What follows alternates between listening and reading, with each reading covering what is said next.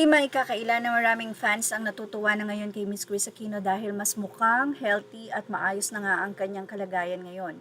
At very active na nga din siya sa mga guesting sa social media, although may mga limitations pa rin, pero at least ngayon ay makikita mo na medyo mas malakas na siya talaga before.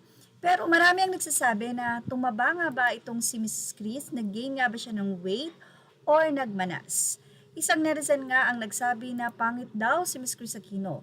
Sa kanyang naging comment, sinabi niyang pangit pala si Miss Kris pag walang makeup. Sorry, just saying.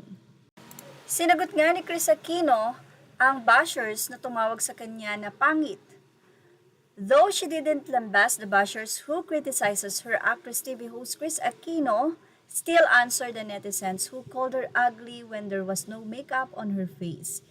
Sa kanyang naging Facebook post or comment or reply ni Ms. Kris Aquino, the said user bravely commented and expressed his opinions about Kris' looks when hindi ito naka-makeup. The netizens commented, pangit pala si Ms. Kris kapag walang makeup. Sorry, just saying. At Kris, na-notice niya ito sa kanyang comment section, kaya naman hindi napigilan ni Kris Aquino na sumagot. Say ni Kris, beauty is in the eye of the beholder. I could so easily say a very bitchy comment about your looks right now, pero bakit pa? Hindi naman ikagaganda ng buhay ko and hindi rin makakatulong sa lipunan. Kris even joked that she was happy upon knowing that she looks better and beautiful when she was wearing makeup. She said, siguro you need to find your happiness and thank God, diba? Ako gumaganda pag may makeup.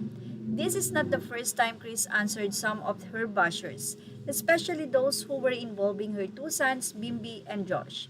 Just recently, Kris became the talk on social media after she lambasted the netizens who are criticizing the actions of her youngest son. A netizen seemed to be laughing at Bimbi's hand gesture in a conversation he and his mother, which was posted on the Instagram page of the actress. Ayon kay Kris, she doesn't want to criticize you physically, but I will call you out on your lack of decency. Say pa ni Kris, you know I have had enough of this bullshit. If that's the only thing you can criticize about my son, then I have really done a blank great job as a mom. Images are all credit to the rightful owners. Thank you for watching Showbiz Now.